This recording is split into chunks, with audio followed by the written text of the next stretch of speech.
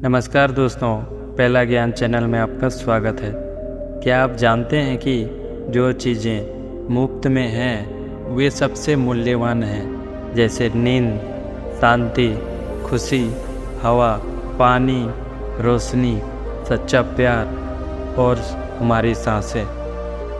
लेकिन विडंबना यह है कि ये वही चीज़ें हैं जिनकी हम सबसे अधिक अपेक्षा करते हैं। ये वो चीज़ें हैं जो हमें करोड़ों रुपए खर्च करने के बाद भी नहीं मिल पाती है। सबसे बड़ा कारण यह है कि हम इन चीज़ों की कद्र ही नहीं करते।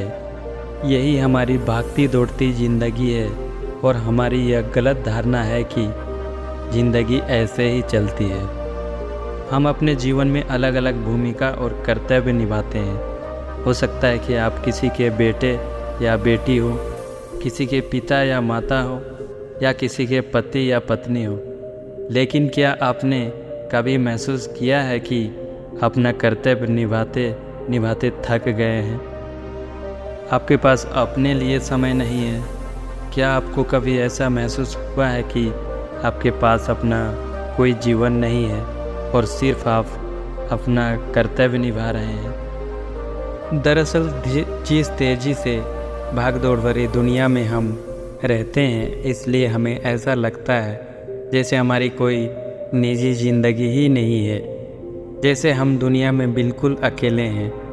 आज की भागदौड़ भरी ज़िंदगी में हमें हर चीज़ ज़रूरत है और तत्काल ज़रूरत है। आज किसी के पास इतना समय नहीं है कि वह कुछ पल निकालकर अपनी ज़िंदगी के बारे में सोचें। तो चलिए शुरू करते हैं। एक बार एक दुखी और परेशान व्यक्ति एक बौद्ध भिक्षु के पास जाता है और कहता है, भिक्षुक, मैं बहुत उदास हूँ, कृपया मुझे दुख दूर करने के कोई उपाय बताएं। बौद्ध भिक्षु ने उस व्यक्ति से पूछा, आपके अनुसार आपके दुख के लिए कौन जिम्मेदार है?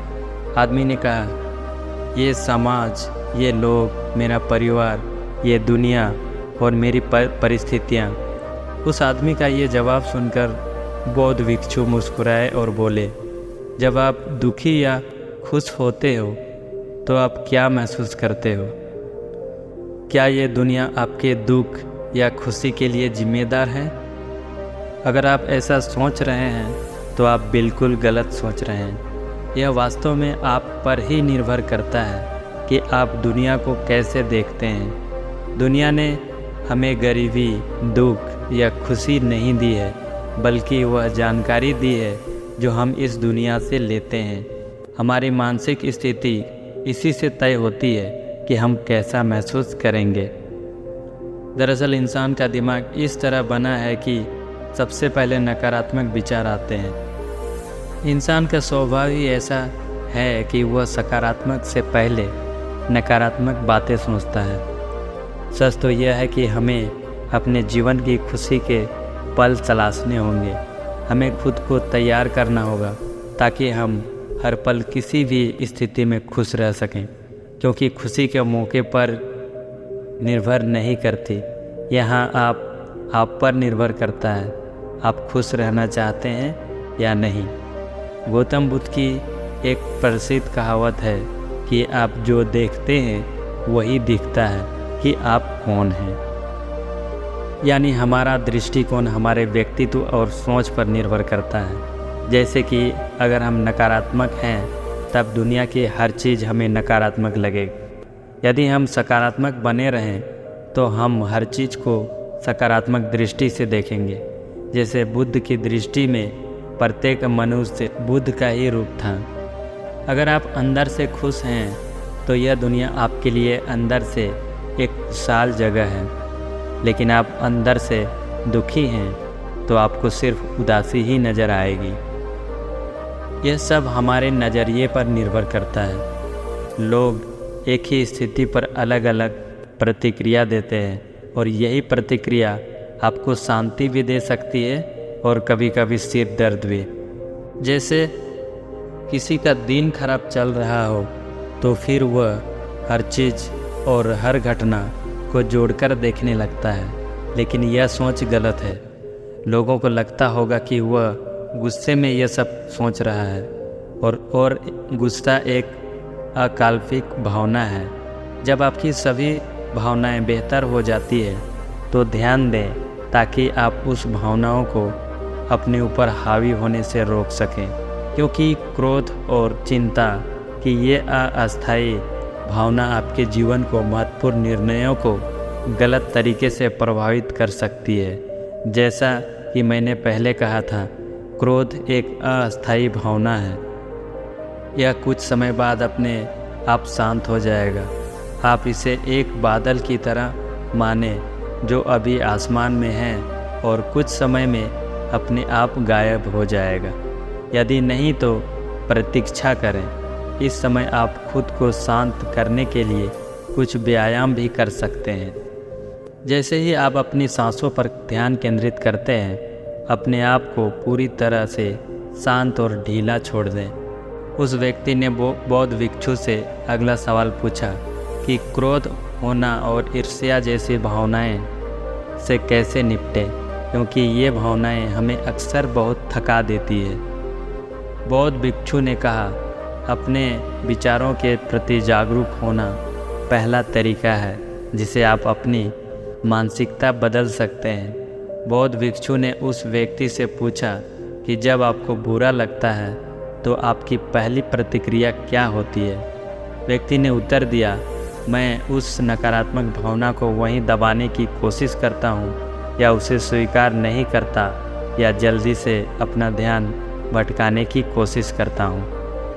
आदमी का जवाब सुनकर बौद्ध भिक्षु मुस्कुराए और बोले, लेकिन मैं आपको बता दूं कि ये सभी प्रयास व्यर्थ है, क्योंकि अंत में आप पर हावी हो सकता है ये नकारात्मक भावना।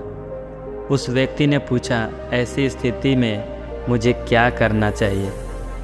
बौद्ध भिक्षु ने कहा, अगली बार जब नकारात्मक भावनाओं से अभिभूत हो और उदास महसूस करें तो उसे ऐसे देखिए जैसे कि एक भावना है, ये आपका हिस्सा नहीं है।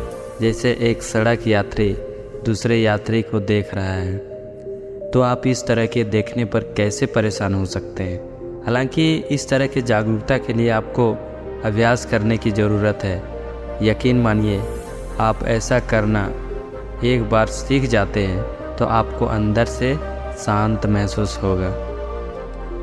अगर नकारात्मक विचार आए तो आप उन्हें तुरंत अपने विचार को सकारात्मक के रास्ते में बदल दें। आप पर आने वाले हर नकारात्मक विचार को आप नियंत्रित नहीं कर सकते हैं। आप नकारात्मक विचारों से लड़ाई ना करें। जितना आप नकारात्मक विचारों से लड़ेंगे, आप उतना ही आप पर हावी होते जाएंगे। इसलिए उसे ध्यान हटाकर अपना दिशा बदल दें। वो व्यक्ति बौद्ध भिक्षु से अगला सवाल पूछता है कि रिश्ता हमारे जीवन में कितना महत्वपूर्ण रखता है और नए दोस्त और रिश्तेदारों से गहरे संबंध कैसे बना सकते हैं।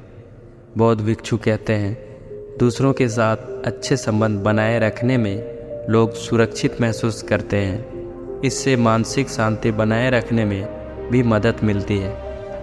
मुसीबत के समय ऐसे व्यक्ति की ज़रूरत होती है जो उनके साथ खड़े रहें। मुझे लगा कि आपका कोई प्रिय व्यक्ति छोड़ देगा, तो क्या आपकी महंगी कारें आपको दिलासा देगी?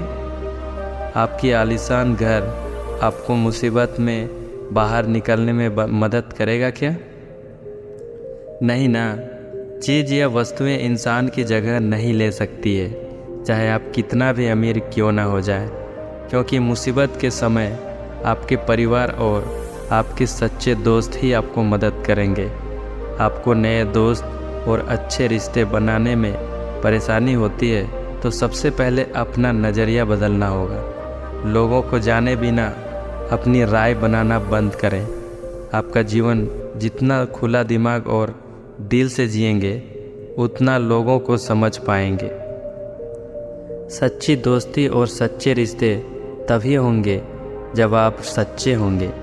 इन सभी बातों का ध्यान रखें और अपना जीवन को खुशहाल बनाएं। तो मित्रों, मुझे उम्मीद है कि आप सभी को इस वीडियो से बहुत कुछ सीखने को मिला होगा। तो वीडियो को लाइक और पहला ज्ञान चैनल को सब्सक्राइब ज़रूर कर लीजिए। इस वीडियो को पूरा देखने के लिए आपका बहुत बहुत धन्यवाद। आपका दिन शुभ हो।